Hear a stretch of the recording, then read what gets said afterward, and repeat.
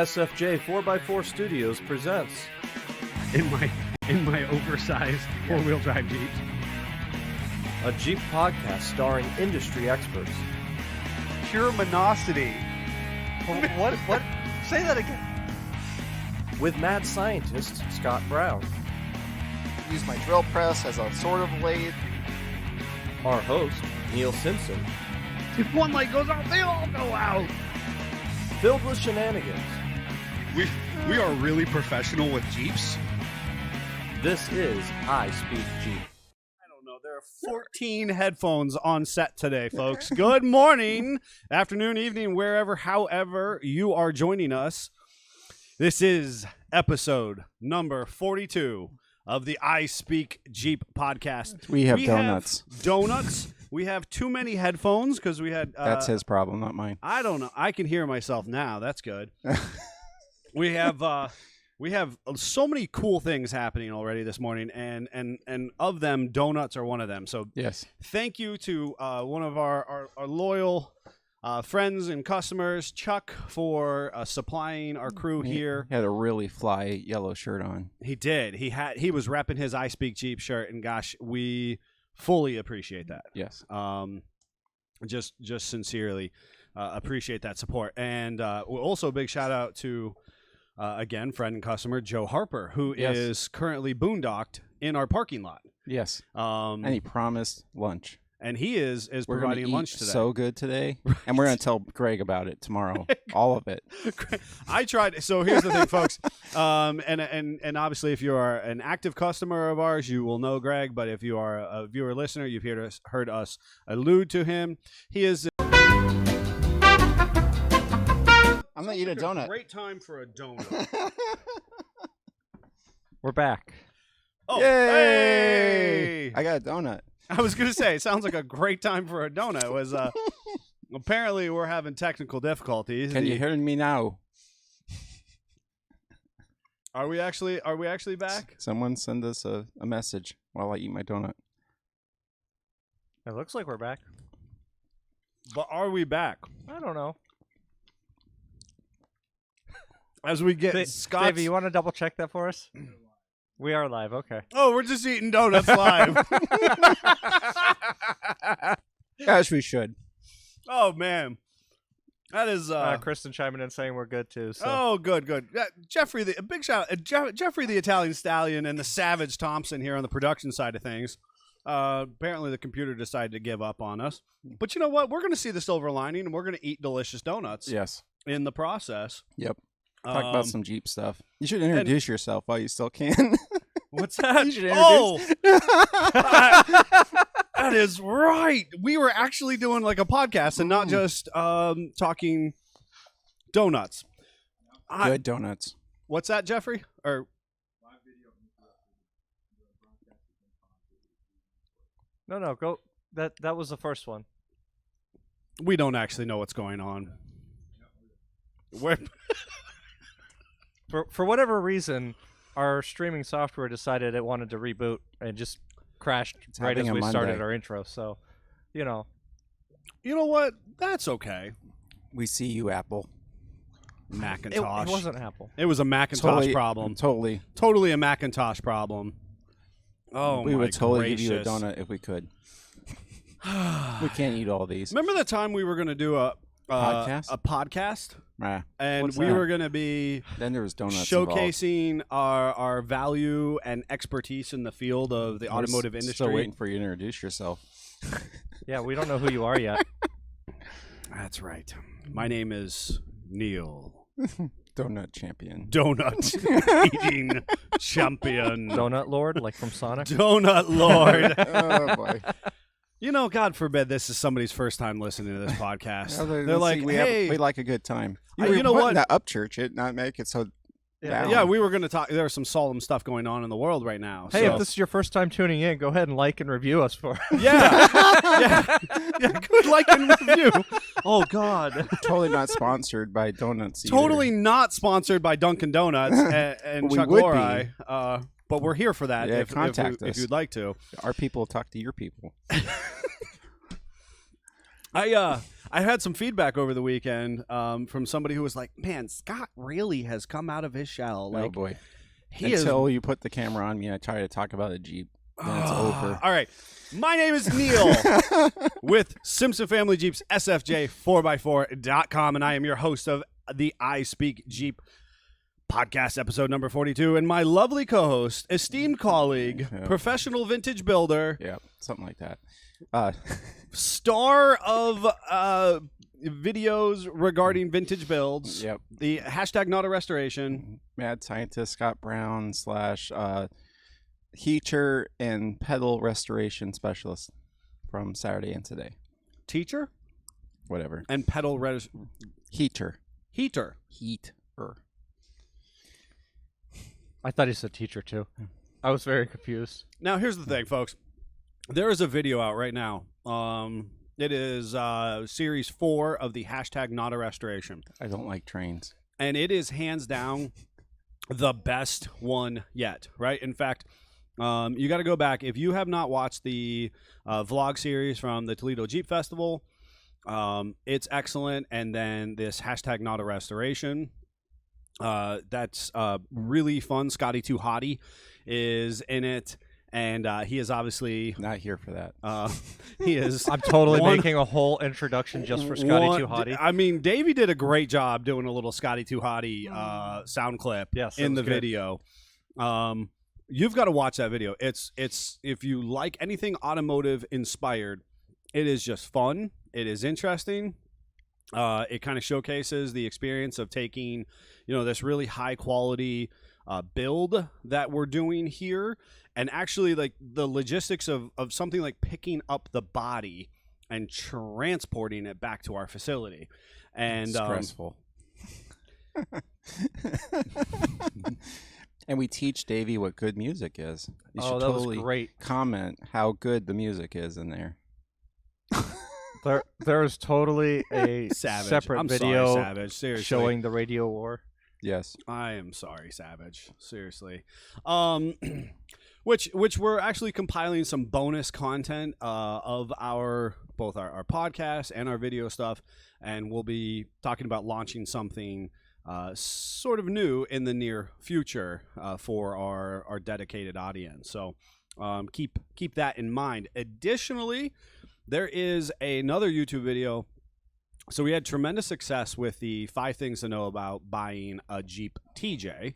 So your 97 to 2006 Jeep Wrangler. We are actually ready to drop a video about buying a CJ7. We had a very cool Jeep come into to our facility. You hear us, Ryan? You hear us? Why? He's sending me CJ listings all weekend. Oh. Yeah. And Chuck chiming in, wheeling playlist. Oh, we could do a... Chuck, all you got to do is pull out the old cassettes, maybe some 8-tracks, and you will have the wheeling playlist that Scott uses. So back in the day, they used to have a record player underneath the dash. Ready for that. And that's pretty much what you need, record player. What were you guys listening to in Scott's Jeep? Did he subject you to his oldies music? Oh, it was totally from the 50s. It's Roy Orbison. It was Roy good stuff. Orbison. Good stuff. My dad's favorite, one of his favorite singers. I always love when I have to get into your vehicle and like move it, for whatever reason, or maybe I'm going to, hook up to a trailer. Because I just never know what kind of music I'm going to get into. Do you want us to put a record player in the trailer while it's here, Chuck? Oh, Chuck! Chuck's Adventure Trailer is back. That would be awesome. And he may end up with a record player or an 8-track in this, gajillion-dollar, beautiful Expedition 2.0 off-grid trailer. Greg will never let me do it, so don't worry. Oh, my gosh. How funny would that be? He's like, well, there it is. It. Nice. Chuck's requesting it. We have to tell Greg. Yeah, right. Awesome. He's got to make it happen. All right. So remember the time we were going to actually do a podcast and not just be a bunch of clowns? We actually, a big celebratory piece, are podcast downloads. So if you are a person who is joining us not on the live today or not on YouTube, and we thank you for those participation, but the people who are actually actively downloading these podcasts have skyrocketed. And we cannot thank you enough for being part of our Jeep family and supporting this podcast. I really want to ask you to take a moment to go out and leave a review, whether it be on Spotify, Audible, Google Cast, whatever platform Just say you are yes. listening, iTunes, and leave us that 5-star review, and because obviously it's 5-star, and and let other people know about this, because our metrics, as we have monitored them just in this 42 episode stint we've done, have taken off. So we thank you for that participation and support, which is awesome. So it helps us with those rankings continue to prioritize making cool content for you all. 100%. So, YouTube videos, check out the new CJ7 video coming out. It will be this week. But before you do that, make sure you go and you figure out what we did in the hashtag not a restoration. Before you got all hype, it is specifically CJ7. We didn't add 2As or 6s or 5s. Other or things might be other coming. CJs. Other things might be coming. So we wanted to I know somebody with a ramshackle CJ6 that we might be able to do a video on. Just saying. Ramshackle. Ramshackle. Before you pull this out of a farmer's field, Yes. these are the things you should, You should look for. at. Mhm. Is it free? Is it free? Did I pay under $1,000 for it, and that counts getting to the shop? Yes. Travel. Travel is part of that. Travel is part of that. Did I eat a 99-cent burger? Yes. So it all gets counted in there. And Wait, then where did was I my wheel- 99-cent burger on that CJ video? I was hungry. Jeff asked nothing shy of about 100 dozen times of "Are we there yet?" And it only got into the video twice. Terrible passenger. Terrible. Drove right by the McDonald's. I just wonder about your driving. I mean, folks, if you watch that video, just understand, contextualize the fact that facility is only about 25 minutes to the east from us. And I think they were gone for 4 hours, most of No. which it was Yes. Scott driving. Yes. That's Scott. Ryan appreciates my my steady hand at the wheel there. That's all I'm gonna say. Tell yourself that. It's easy for anybody to have a steady hand when they're going 20 miles an hour. When you at top get out, speed. when you get out, and the Savage could jog faster than you were driving. I may have been passed by a minivan. Yes, That may did- have that happened did. twice. Go watch the video. Go watch the video. It's a great awesome. video. It's great. And then after that, make sure you like and subscribe so that you can see the CJ7 video drop and see what we're doing about how to buy a 7. It's super cool. All right. So as much fun as we're having, there are some somber moments. Yes. And so it's appropriate to address those because we're human and we have to talk about those things a little bit. What's on your radar? Is it appropriate to say name or no night? If we were reading his obit, we would have his name, so you can say it. Okay. We lost a cruiser over the weekend. Someone that I've been friends with for a very long time, and I know Neil was likewise. And most people our age that went to Connie at high school know him. Mhm. Joe Parma. He's a good hot rodder, street rodder guy. Taken too early, and that's why I'm wearing the Lighthouse Cruiser shirt. He was a Lighthouse Cruiser. Meet down at the park where D-Day is on every Mhm. Thursday in the afternoon. Good group of guys, and this makes me sad being a young guy with all of our life busyness to see us keep losing these guys that are carrying the torch that I'm not seeing a lot of people step up to grab. So it's a very sucky. Yeah, for sure. And it's Yeah. appropriate to mention his family. Yep. And his son is a customer of ours. They have a nice Jeep, and we've been servicing with some of their aftermarket parts for a couple of years now. And so condolences go out to their family. Mr. Parma was an influential teacher and guidance counselor in our local school system, and he was a builder through and through. So, I mean, folks who are watching us, you typically like the idea of the automotive community and vehicles. This was a guy who had a dedicated garage for his hot rods, and that kind of iconic, had the gas pump outside and the signage on his building. Yep. He was that kind of guy, and yet he was out here helping young people succeed in school as well. So a guy who was a community figure and a good builder. So if you go back where I'm talking about the 36 and why I was interested in that specific car too, my dad helped start a sedan project. It was more of a street rod with front Mustang 2 front end and a 9-inch Ford or a Versailles rear end in it. Joe actually owned that car. He took the beginnings of what my dad did and finished it and drove it for many years. Absolutely. Makes me very sad that I'm not going to be able to have the 36s together at a car show. That's one of the... Was that his most recent car that he was driving? No, he had I think it was a Model A sedan that he had finished. Because he went from that 36. He had that for like a decade and a half, I feel like. Yep. Kind of the iconic 90s paint scheme on it. Yep. And, interior finished, it was white. Yeah, white with red. Really pretty. He did the car right. Oh, yeah. I mean, he was meticulous about his process. Yep. And he was a guy, I think a lot of our, certainly a lot of our viewers or listeners can, they have one vehicle. And so they're not spreading themselves entirely too thin like we do. And they just focus their energies and efforts, appropriately and making that vehicle, that platform, the best possible. And if you've been following personally, either of us for very long, it's a passion for us to try and preserve these stories, these histories of these automotive professionals or enthusiasts, not even always professionals, but enthusiasts who just pour their heart and soul into it. Yep. And kind of get their stories. So when we lose someone, prematurely, it's like, oh man, I didn't get their story. I didn't get to convey that to the rest of the world. Fortunately, he has a good, healthy family, and maybe they'll continue to share. And Lee Hopkins says, "What one car, those fools, right?" So, because Lee is also cut from the same cloth, and we need to have 11 vehicles to be happy, and look for that next project we don't need. It's a sickness. It is a sickness. So yeah, it's a somber moment for us as a builder community. Also, additionally, it's appropriate to recognize that.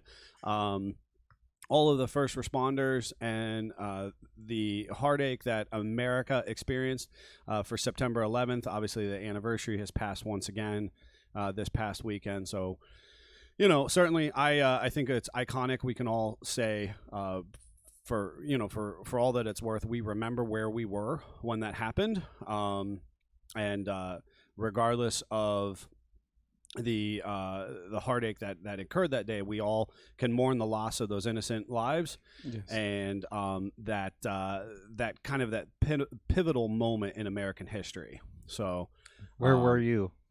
I was in crazy story, and I actually like when people ask me. I like to talk about it, so I'll try not to talk for an hour and a half on it.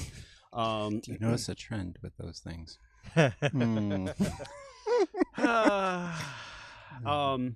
Well, I think we actually were supposed to be talking about it today. We are. So that's why Jeff poked you.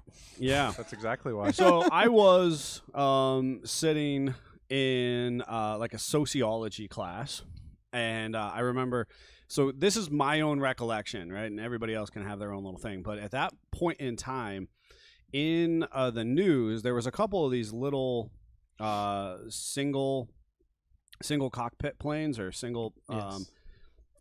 And one of them had like recently landed on the New York City streets, and one like hit a tower in Atlanta or something. It wasn't not too long before that somebody like tried to land on the White House and some other crazy. There was a couple little crazy things with these people with their individual small airplane licensures, right? Some that were good and some were bad. And so I'm sitting in this particular class, and I remember somebody coming to the door, and they're like, "Hey, this plane just hit, one of the Twin Towers in New York."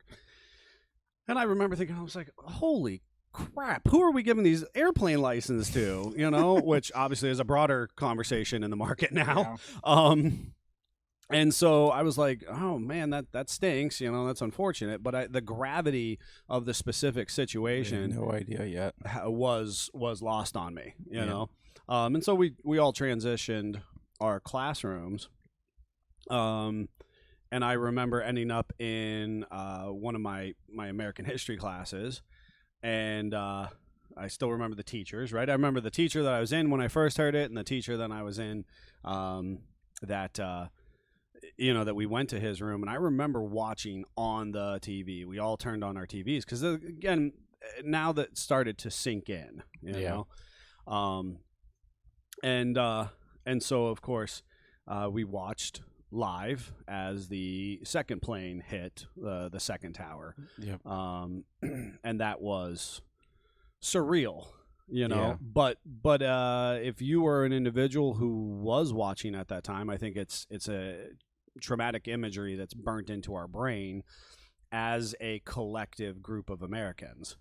And from that moment, I just remember, obviously there was lots of, as humans do, we get this herd mentality, and now all of a sudden, there was stories of kind of craziness that was springing up all over the country. Yes. Of course, fortunately, we were not as connected via cell phone. I think all too often things get misconstrued now more than ever because of quick reaction of the thumb on our text messages. But still, there were stories coming in from all over the country of things that may or may not have been Anything that happening. went bump in the night was suddenly very important. Correct. Yes. Correct. And of course, soon we were made aware that there was an extra plane that was Uncalled for or unaccounted for. The Correct. one going towards Camp David. correct. That there was a missing plane that they couldn't account for, and just an incredible somber moment. My own personal story that I it's appropriate to talk about because I like to share. I actually had the opportunity to lead. At the time, we had an hour and a half of lunches, 3 lunches at half an hour each.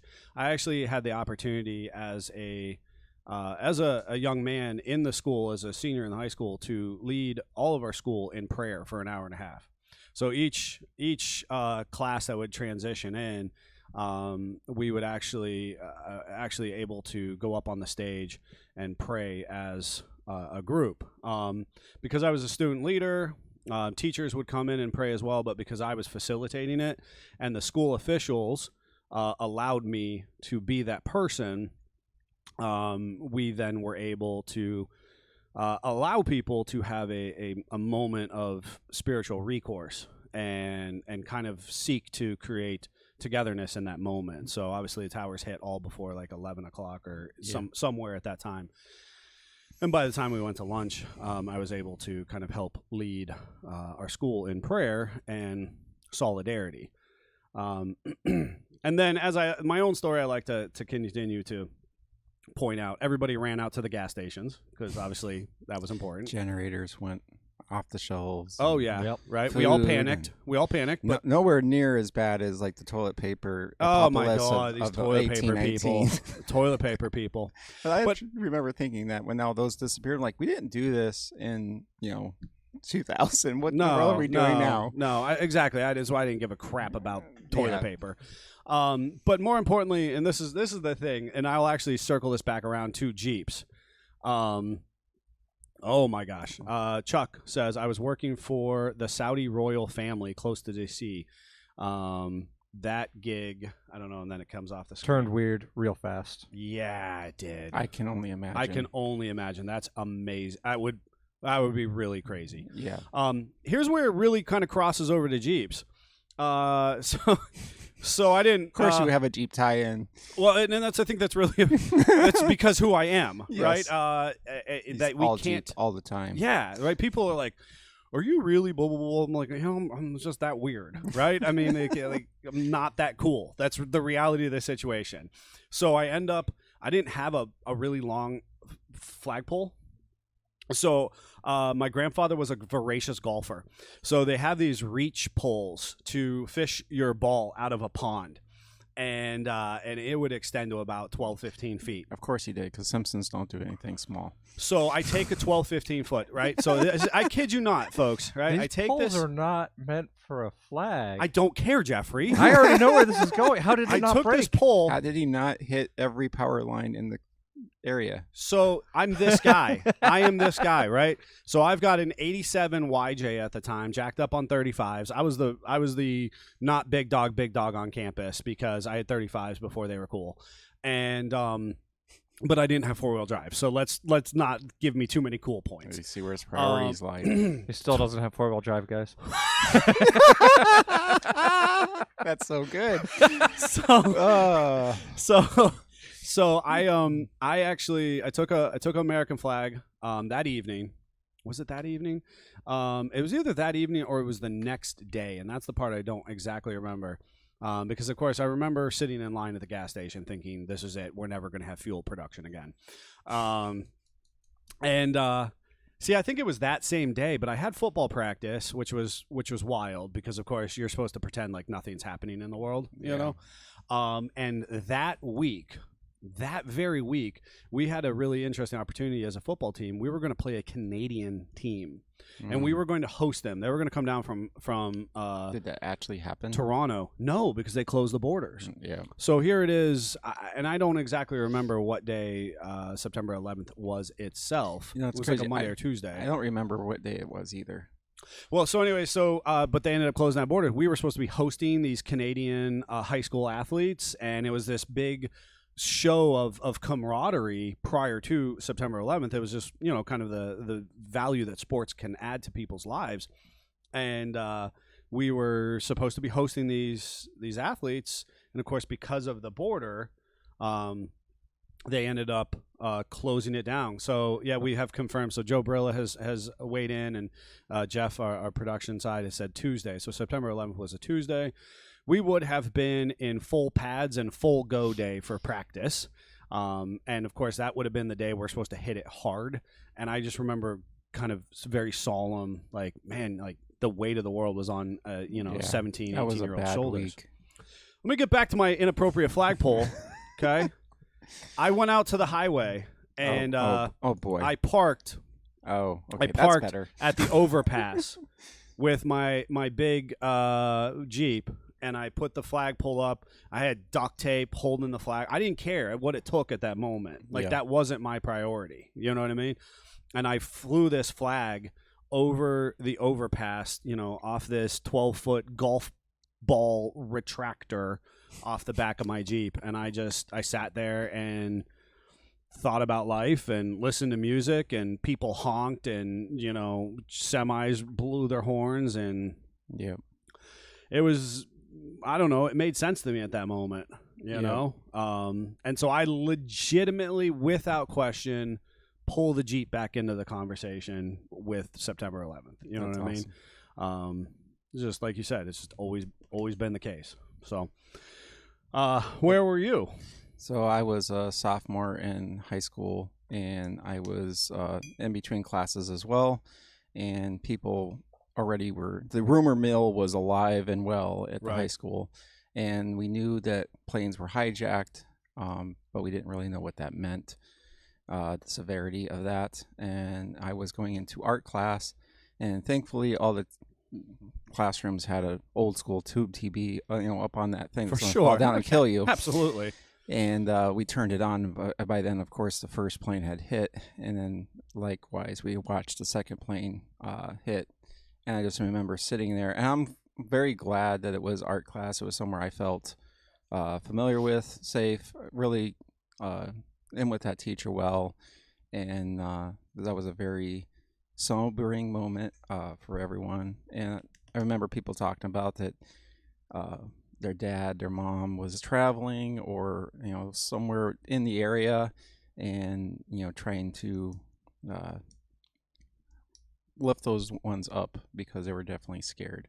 And that's the biggest thing I remember from it, is just everyone being afraid that we were next, like your safety net was gone, your security was gone.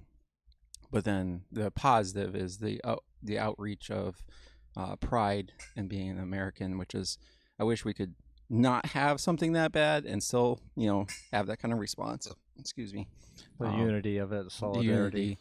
It was fascinating. I mean, everybody was for their common brother and neighbor, without question, and sister. I mean, we haven't seen, and again, I mean, I've heard people talk about that before, that to have that traumatic event is horrific, terrible, but the positive bonding or binding experience that we all collectively had we, obviously generationally 50, 60 years, we haven't seen something where we as a grouping had come together with such bond. And people were so selfless in that moment. Yes. Of, the stories of people helping others in the towers. Absolutely. And all that kind of stuff. It just, why do we have to have a horrible traumatic event for you to have give a that fig level. about your next door neighbor kind of thing? Right.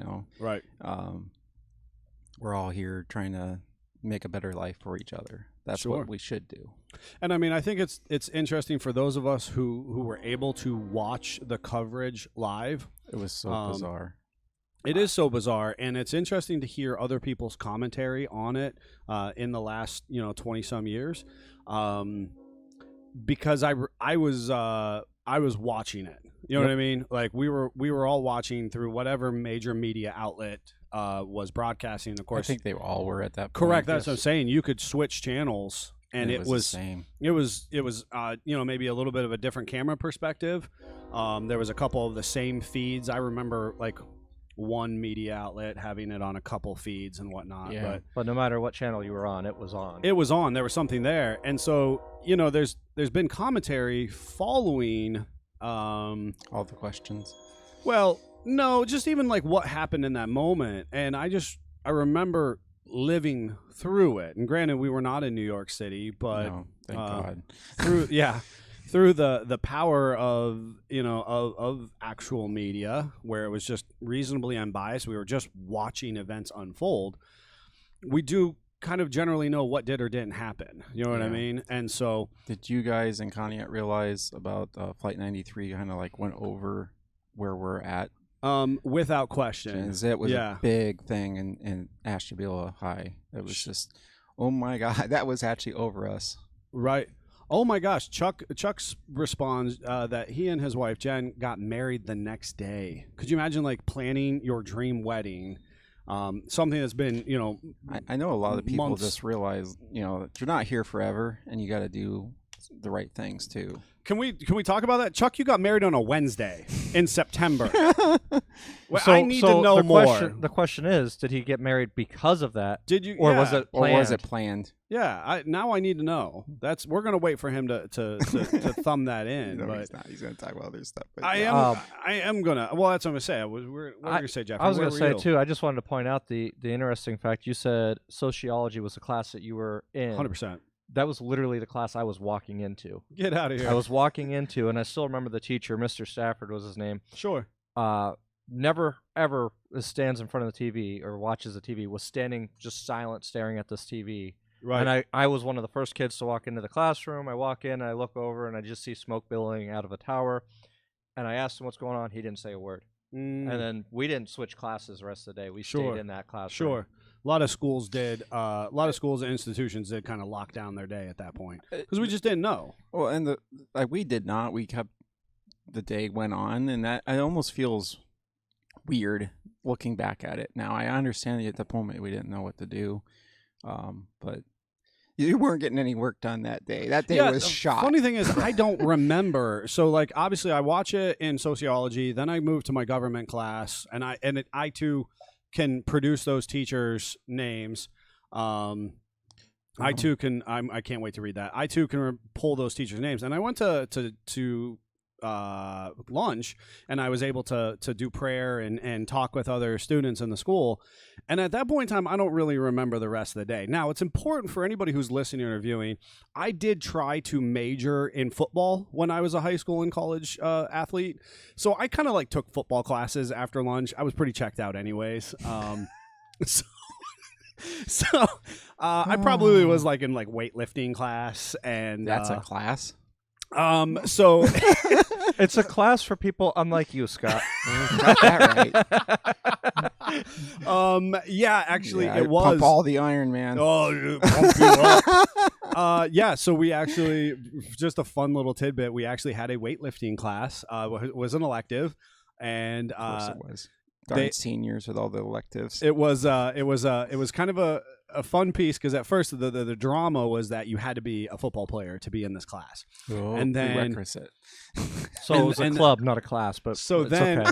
but it was during school hours, right? So it was during school hours, and but Chess what if club for football players? Correct. And so then they had to like let other people in, but then it was like they didn't actually want to be in the class because we I were can't imagine why. because we're literally lifting weights and reviewing football film. We were strategically Like, going "Yay, over. we're gonna go do this, and that's done. I totally remember. We had she was a really feisty female. She was doing it on principle. Good for her, and she held her own. She held her own, but she was just ferociously bored when she was, when we were doing like football film and stuff like that. So we're gonna read Chuck's response. So he said he got married the next day, and that's why I was like on a Wednesday, and he said yes, he was going to get deployed. So we went to the Justice of the Peace. And thank you for your service with that, Chuck. Absolutely, 100%. that's I cannot spectacular. imagine. He also he celebrated his dinner at KFC. Jen is a saint, obviously. There I was think. literally no more American way to do it at that. I'm sorry. Is that like a running thing now where you get her KFC and you're like, what's up? KFC. That's right. That's our reception meal right here. Oh, that is fantastic. I know a lot of my kids I went to school with actually went into the service because of that day. Without question. I joined the fire department because of it. So Yeah, any type of, just a tremendous shout out to anybody who was public service and first responding in that wake, that we're conscious of the sacrifice that you may have to make. 100%. I think it was nobody actually knew it better than when that happened, of what sacrifice went. Without question. yeah, I can't count how many of my classmates immediately went and started enrolling and booking into the boot camps and stuff like that. Isn't that interesting? I mean, how we are motivated as humans to, in that moment. Yes. Because again, I feel like in the last decade we have lost a little bit of that. 100%. Absolutely. And not to trail off on that by any stretch of the imagination. But we had such a moment of solidarity, camaraderie, American pride. It is unfortunate that a large-scale traumatic event had to happen in order for us to feel that way. Yeah. And then we're in 2020 where everybody's going out for toilet paper. I shouldn't go down that. Shouldn't go down that road. Danger. On that note, should we transition to our blind reaction? Well, absolutely. But before we do that, if anybody else wants to share their story, make sure you put it in the comments down here below. We're happy to read that or be part of that. Or obviously, if you're joining us on YouTube, put that in the comments there as well. We'd love to know what your story is. Does it have a tie-in to the Jeeps at all? I mean, I personally was 100% Jeeping it 9/11. So let us know what you were doing. Blind react.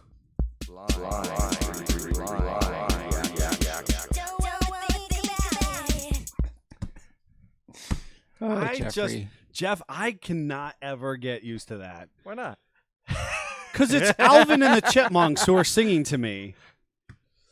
That's what's This great is about it. This is a good blind react. So this is it's blind. That's the point. I was going to say there's nothing on the screen for. Here's the first one. We got a couple. The dad shoe of trucks. Can she please make a New Balance edition white paint, blue plastics with white leather, blue stitching? I don't see The anything wrong with Gladiator that. is already the dad shoe of trucks. I have literally not seen this, and I see everything.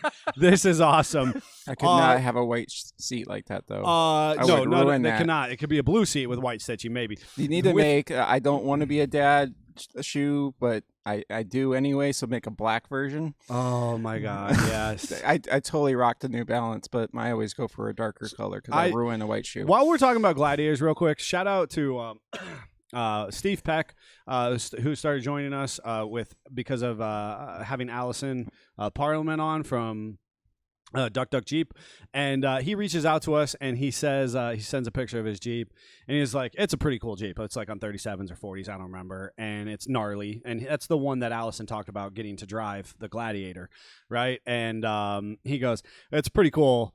and it doesn't have a bug deflector. Make sure you let Jeff know that. Wow. So when's the was not prepared for that. when's the white flares going on? Speaking I know of this needs a bug deflector. This on could the front have of a it. blue bug deflector It absolutely right on the front of it. It needs the full version. The Gladiator is already the dad shoe of trucks. So the fun story about this is my brother he's not into Jeeps. He started listening to our podcast because he's on the road for work a lot and loves it. And he sent me this and said, "You got to do this for the blind reactor." This I legitimately have. I mean, I want to know what circle this is getting shared in. Obviously, not the Jeep circle because this is not the Jeep circle. This is the truck circle, being like, "Oh man, hey, what does that say about the Gladiator?" Yeah. How does this make you feel, Jeff? I'm a dad. I don't know. I feel like I've got the right truck. I was like, I feel pretty good. Jeff also rocks the dark New Balance shoe. I can go to Home Depot on Saturday mornings and drive my family around. Lowe's, get the colors right. Get the That's true. We need some dad Won't be able shoes. to actually go get our stuff. All right, so I got another video, another blind react video from Davey here. Have you ever seen a car made entirely by hand? This unique 5-meter convertible was designed, made by Dad. He worked on it for 4 years every day. The vehicle interior was taken from and the engine Mercedes 270. What is this? Oh my! Now you have to tell us what the interior is. That's all, Neil. I already know. I know you know. Check. Well, that was a Wrangler, and No. the Jeep. It was a Jeep steering wheel. It was a JK Wrangler steering wheel. Nope. It says Jeep on it. It says Jeep on it, but It it's was not from not a a Wrangler. Wrangler. Oh, well, it looked like the interior looked a little like what?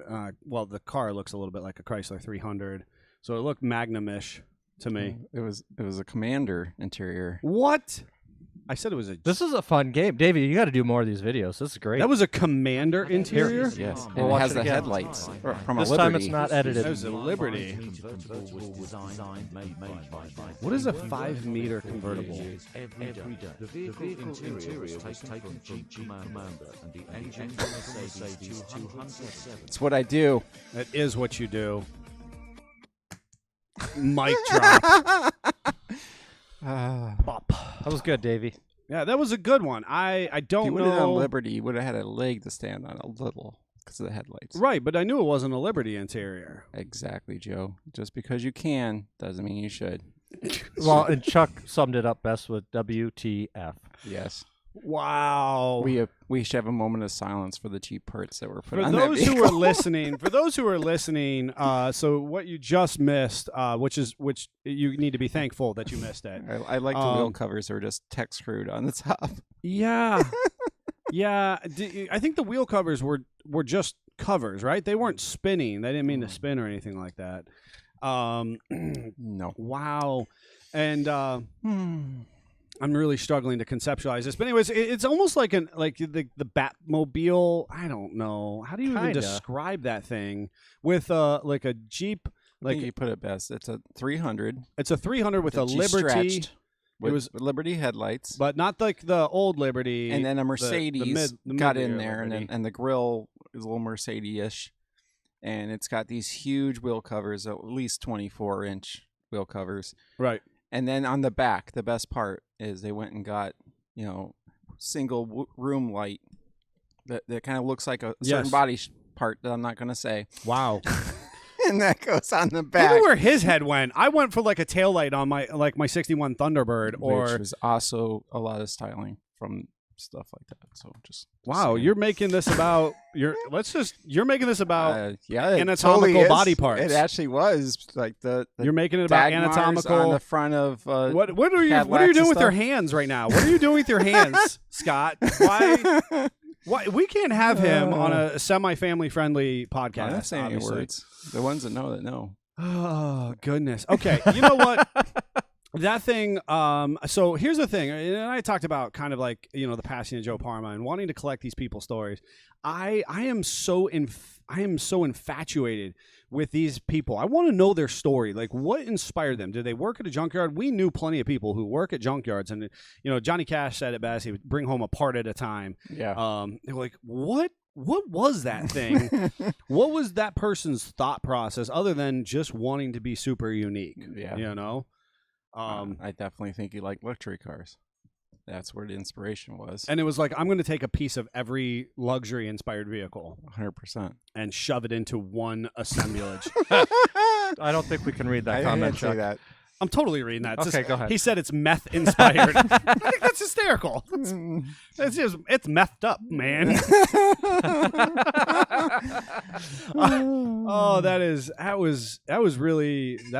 That was something. I can tell you that. That was something. To say too much. Okay. Should we go to our product? Yeah, now? let's actually do some Jeep stuff. I might grab a donut while we do a product thing. And now it's time for our products. Jeff? You're making me nervous. You're making me nervous. It's fine. On the production. It's Facebook because we have the Dunkin' Donuts box. I was going to say, They're striking us. I'll blur it out. Blur it out. Hands, real fast, hands. You're going to talk about something. Every time you say Dunkin' Donuts, the audio is just going to be muted. No. Should I do a sprinkle? You're hogging Should I up do the whole center screen. A chocolate? I don't know. How about you pass over one of those? Here, let me just pass you the box. So now I'm afflicted by indecision. Anywho. We'll just pass that over. So eat a donut. Jeff totally needs to make a little thing about this. This looks like a too. witch's hat to me. Is that a witch's hat? A dunce cap. It's a dunce cap. I was a good boy in school. I never had to wear that. Anyway. Could you imagine if we had a dunce cap by today's societal there was pumpkin standard? spice in there. I'm just going to say. There was pumpkin spice. I am the most basic woman, man. Oh, you took a pumpkin spice and I didn't. I think there's another one right there. I don't think so. I think that's like blueberry, which is still banging. But I'll wait. I'm gonna save. I didn't know this was pumpkin spice when I grabbed it. It is awesome. I'm going to share Jeffrey the Italian Stallions pumpkin spice donut in a second here. So dunce cap. We're showcasing a dunce cap today, folks. Have you had an early Jeep and have you been sad about the hot air coming into your face from your shift boot breaking? Have you tried to buy aftermarket boot? They only got 3 months out of it. Yes. The person that made this boot did as well and was very sad. And like us, decided to do something about it. And these are 100% American made. Shift boots, folks. Shift They are boots. shift boots. If you're listening, they are feel that kind it of is. black, kind of leather inspired, but they're probably not leather. Looks like pleather. And there's a heat protective. Hi, honey. And it's a heat protective. So we totally need to get a set of these for her Jeep. We're not going to talk about her Jeep. So, there's if you're listening, so we have 2 shift boots, and again, they kind of look like little witches' hats. Or this one's going to go right across my faux hawk, kind of like a little sail ship, like a paper hat. Like, I'm like a shark fin. That's what I got right now. So Stronghold shift boots, handcrafted in the USA by marine grade, UV grade, withstands heat and cold. Uses factory holes and tub, and they are available 7 days a week. Might have got a forehead to the elbow. So the company started when they could not. Neil was just being a shark, literally scaling across the base of the table. Yeah, Shark Week. It started the company when he could not find a durable vinyl replacement for their 84 CJ7. So it's not leather, vinyl, Stronghold. Yeah, UV grade. It's very specific vinyl. They also produce door straps, obviously Jeep shift boots, and Dodge truck shift boots. They make them with metal bezels or aluminum ones. Not plastic bezels. No. Like your JK has plastic bezels, and they break. And that's... I'm really interested now. These are for hashtag not a restoration to see how close these holes line up to the original. But it actually is said on their website. And their prices are very reasonable, in my opinion, for what you're getting. Around $50, $60. Scott is doing a great job on this product and staying focused, but there are some really good comments coming in. There's great comments, and Scott totally ignored the fact that I just put one of the shift boots on as a shark fin and tried Sometimes to go professionalism has to happen. So Diana says, good to see you guys. Good seeing you on here, Diana. Chuck. She's driving a Durango these days, folks. Just that we doesn't won't hold that against you. We won't hold that against you, Diana. We understand sometimes sacrifices have to be made. Amy's down for that. And then Chuck, I hope we're going to talk about Jeff's commercial. We're not going to talk about Jeff's commercial. He totally needs to make such one a good about these commercial. boots, though. And then Jerry And Huber, McKagan. too small for a hat, but nice try. Yeah. But a good product, Yes. good USA made.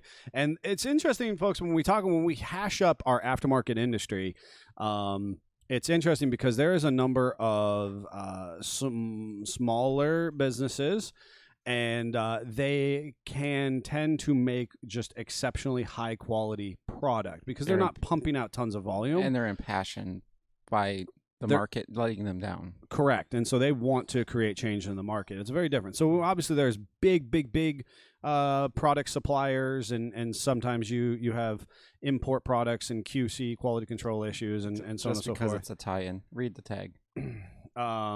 This literally says "made in my garage." That's cool. So Stronghold, made in my garage. And so now the downside is sometimes, businesses are when they're smaller and they're passion driven, they're a little slower in production. Sometimes as they scale, they'll struggle with the scaling and the availability of parts and the fitment of stuff. But honestly, I could name off probably half a dozen of these small to mid-size producing businesses, whether it be on the vintage side or the performance newer vehicle side, that just make really good, interesting, sometimes a little odd, but then you look at it and you go, hey, you know what? That's totally worth my $50 to $100. 100%. Because then I don't have to spend 3 hours, or I don't have this kind of janky piece. The aftermarket you don't rubber. have what's in my wife's Jeep right now? The aftermarket, I have no idea what you're talking about. Aftermarket rubber tends to break down or not fit well, crack right away, tear. All those problems. All of those problems. And finding a good OE, new old stock is darn near impossible. So, Yes. So I dig this and a couple of those other companies who are literally making things in a garage. And it's important to note that we actually started in a standard household 2-car garage. Yep. And so I see you, and I appreciate what you're doing for our community, Stronghold. So very cool stuff there. We've got some interesting stuff coming up in the future, folks. We're going to be talking about communications. CB technology, Citizen Band versus GMRS, and the death of the CB. Why is that? Still right? one in my Jeep. Yep, but you're just talking to yourself at this point because everybody else is over on GMRS. We're going to also be talking about how we and you got into Jeeping. So we're going to be soliciting people for their stories about how they kind of got going. And then we are going to have a Q&A day with the Mad Scientist and I, where we are going to be asking you guys, soliciting our listener base to tell us or ask us questions. They could be Jeep related, they could be family, personal, business related, whatever. We'll do our best to answer honestly. We'll definitely lie to you in some situations. But we're going to be doing kind of a fun Stump the Chump. We'll have some prepared questions, and we'll definitely open up to to how that's going to go. So if you have Crazy. any stories about how you got into Jeeping you want to share, or any questions you want to ask, send them to jeffc@sfj4x4.com. Additionally, we're going to try and bring on Greg, because there's been some people requesting He's that. already pouting about it. Greg's not happy that I said something to him.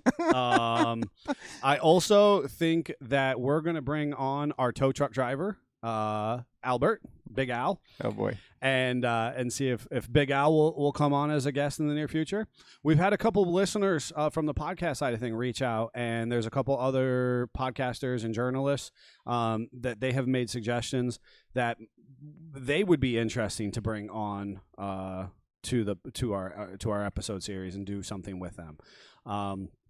So there's definitely some very cool things in the works for the very near future. So you're not gonna want to miss this. Also, insurance. We're gonna be talking insurance. I am up to my earballs in insurance conversations these days. Yeah. So we want to talk about very devoted, right in the process of learning about it right now. So we want to make sure that you are prepared and covered appropriately, right? And when we build and accessorize our Jeeps, we want to make sure that you're going to get a fair replacement value for your vehicle, and that your insurance company is going to step up to the bat and make sure that they are helpful in the process.